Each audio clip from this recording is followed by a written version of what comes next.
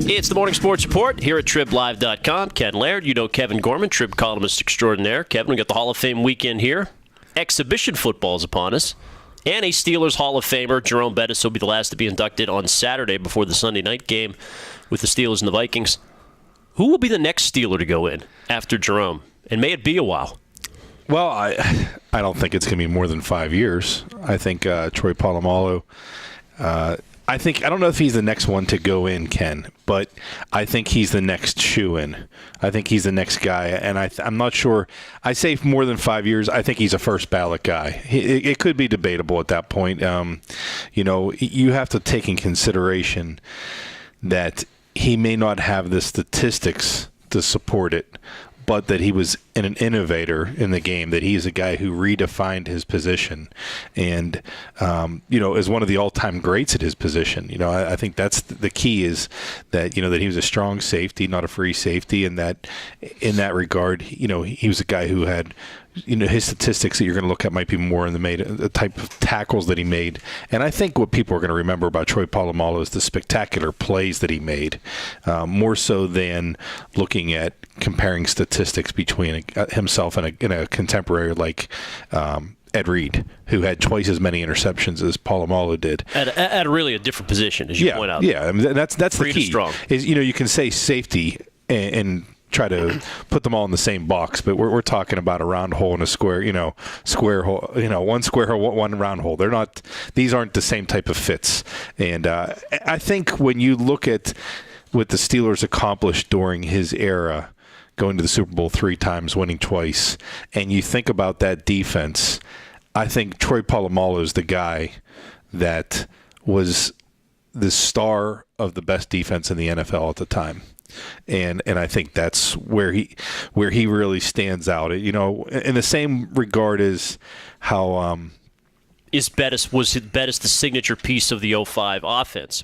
Well, not the 05 offense. I think he was the signature piece of the offense while the Steelers were going on a great run of being in the AFC Championship game.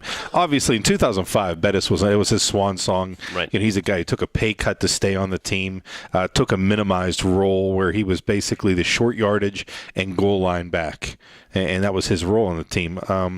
But I think Polamalu was the defensive catalyst. On a great defense, he was the star, and I think that's why he'll be a guy who gets in the first or second ballot. I think he's a first ballot Hall of Famer personally, but I don't have a vote in the matter. I think it's going to be tougher than you portray it to be, not only for the Ed Reed factor because of those numbers. There just aren't many true safeties that go in. Now, Rod Woodson did, but he played corner as well. Yeah. Ronnie Lott was a little more flexible, Ronnie Lott's the guy that, comes across as that's the safety you want to model all safeties after is Ronnie Lott. There's only one true safety, I guess, in the last 26 years, though, that's got into the Hall of Fame. So and look at other positions too. Hines Ward's going to have a real fight at receiver. There's a log jam there. Yeah, and Hines Ward, he has 1,000 receptions, but by the time his 5 years come up and he's eligible, 1,000 receptions isn't going to be that big of a deal. The game is much more passing oriented than it was when he came into the league. I think, like I said about Polamalu, that redefining thing will work for both. That's what I was going to say. Polamalu redefined his position. So did Hines. And the guy that I wanted to use as an example of that, because I was there when he didn't get in at the Super Bowl in Dallas, and I talked with him about that and talked with others about him, was Dermontti Dawson, a guy who redefined the center position because not only was he snapping the ball, he was pulling like a guard. So he was a guy who was able to do the center's job and, to some extent, a guard's job because of his athleticism.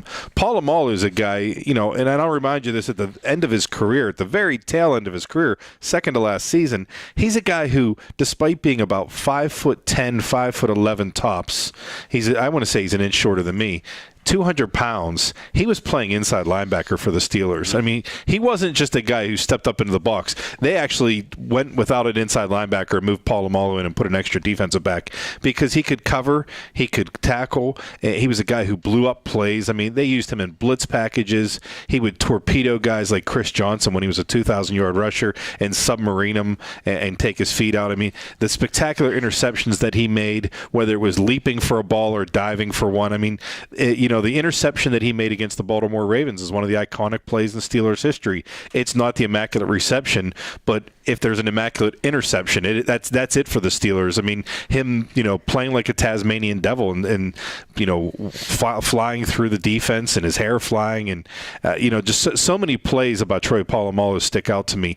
The guy that would be kind of the cautionary tale, as you mentioned, Ken, and I think, I've heard the phrase Steelers fatigue from Hall of Fame voters, but Donnie Shell was as good of a safety as there was in his generation, and yet he kind of preceded Ronnie Lott. He hasn't been able to get in. L.C. Greenwood hasn't been able to get in. So, the Veterans Committee could put maybe an L.C. Greenwood in posthumously. But I think Polamalu is going to get in before either Alan Faneca or Hines Ward. TribLive.com. We'll be talking about the Hall of Fame game next week. Let's enjoy Jerome this weekend here at Trib Live.